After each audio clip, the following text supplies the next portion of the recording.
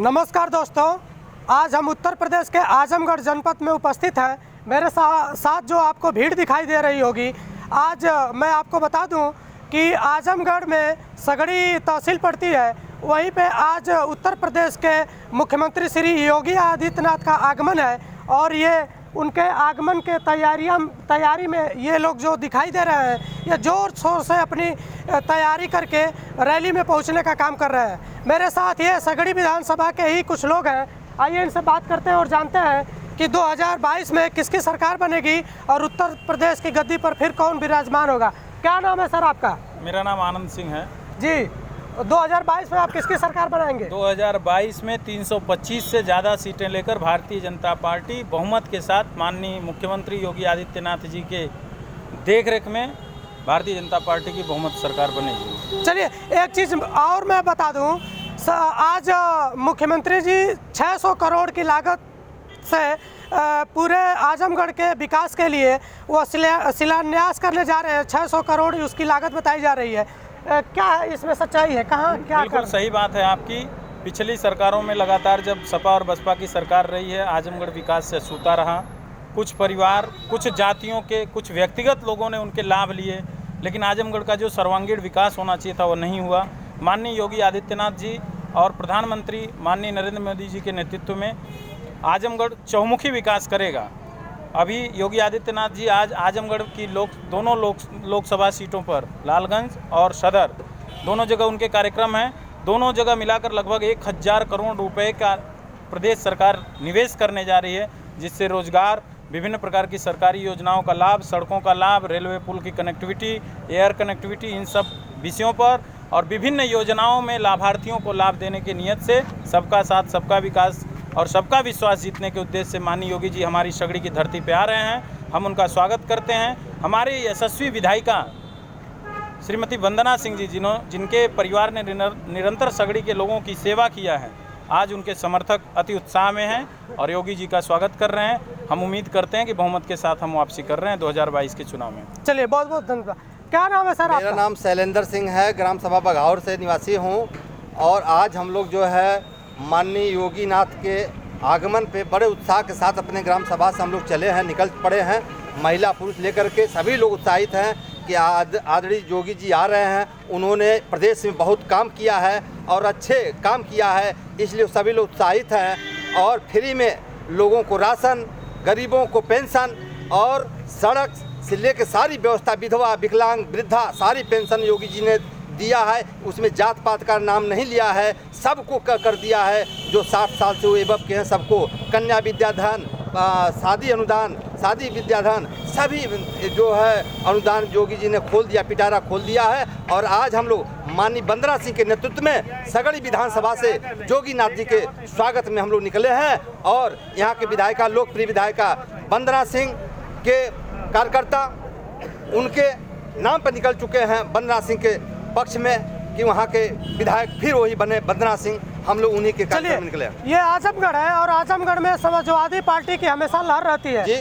आज 2022 के चुनाव में आप लोग अपनी सीट निकाल पाएंगे? 2022 में, इसके पहले मैं बता दूं, 2022 में यहाँ की सीट जो है राम प्यारे सिंह हुआ करते थे, मंत्री रहे पर्यावरण, उन्होंने जीता। और उनके पुत्र सीपू सिंह थे, उन्होंने जीता। उनके मृत्यु के बाद जो है उनकी पत्नी वंदना सिंह जीती। हम लोग उन्हीं के नेतृत्व में काम करते हैं, चाहे किसी भी पार्टी में जाते हैं। उनका कम से कम, मान लीजिए सगड़ी विधानसभा में व्यक्तिगत उनका 15,000 से 18,000 वोट उनका व्यक्तिगत है। जिस पार्टी में जाती है उस पार्टी में 18,000 वोट चला जाता है। आज तो खुशी की बात है कि आज जो है जाकर के उन्होंने भाजपा ज्वाइन किया और योगी जी का दामन थाम लिया और उनका काम बल्ले बल्ले है। यहाँ से विधायक वंदना सिंह 2022 में जीतेंगी। समाजवादी पार्टी के साथ ओम प्रकाश राजभर भी जुड़ गए हैं, इससे भारतीय जनता पार्टी को कितना नुकसान? ऐसा कोई नुकसान नहीं है। देखिए, बैकवर्ड, पिछड़ा बैकवर्ड पूरे बीजेपी के साथ में है।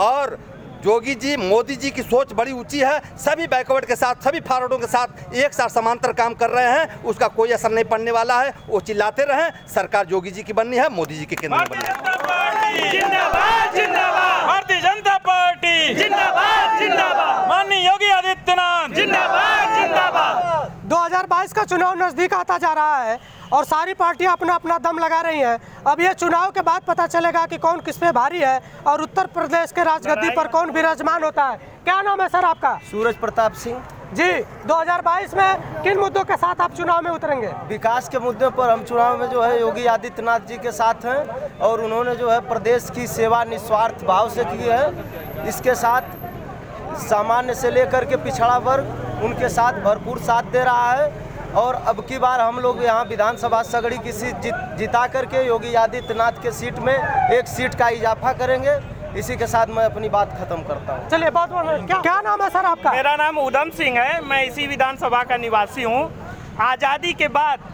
पूरे भारत में और पूरे उत्तर प्रदेश में अगर किसी सरकार ने सबसे निचले पायदान के लिए काम किया है तो माननीय योगी आदित्यनाथ की सरकार ने किया है। एक ऐसे मुख्यमंत्री हुए हैं जो निचले पायदान पे खड़े व्यक्ति के लिए सोचते हैं कि उसके घर का चूल्हा कैसे चलेगा, उसके घर का खाना कैसे बनेगा। अगर किसी सरकार ने किया है तो ये माननीय योगी आदित्यनाथ की सरकार ने किया है। और उत्तर प्रदेश में 2022 में जो लड़ाई हो रही है ये पहले स्थान के लिए नहीं हो रही है। ये सपा, बसपा, कांग्रेस ये दूसरे स्थान के लिए लड़ रहे हैं। दूसरे स्थान में कौन 50 सीट लाता है और माननीय योगी आदित्यनाथ के नेतृत्व में भाजपा प्रचंड बहुमत के साथ और 350 सीटों के साथ प्रचंड विजय प्राप्त करेगी इस आने वाले चुनाव में। चलिए, एक सवाल का जवाब दे दीजिए। हाँ। उत्तर प्रदेश में सरसों का तेल 200 रुपये किलो मिलता है, ये महंगाई नहीं है? ये महंगाई पे आपने बहुत सही मुद्दा उठाया है। यही सरकार है जो कोरोना काल में, पिछले 2 साल में कोरोना काल में जब यहाँ की स्थिति बिगड़ चुकी थी और इसी सरकार ने कोरोना में मुफ्त वैक्सीन दिया।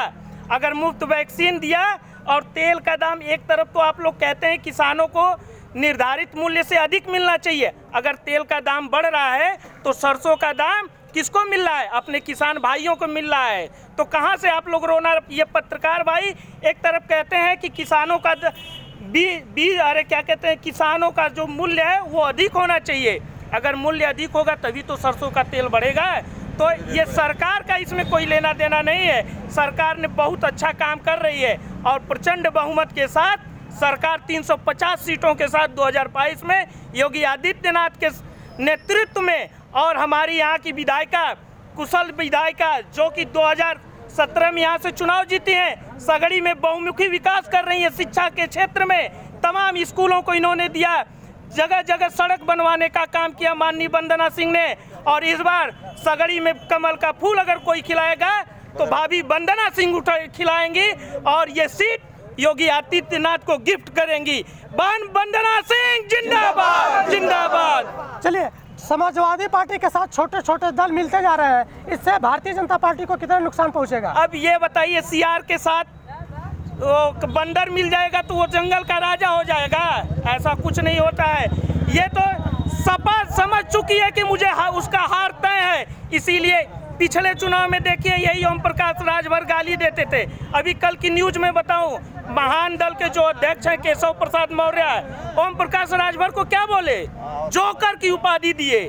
आप उनसे उम्मीद लगाते हैं कि वो सपा को मजबूत करेंगे? अरे सपा पिछली बार 44 पाई, इस बार अपना परिवार ठीक करे। इस बार दहाई का अंक भी नहीं पार करेगी।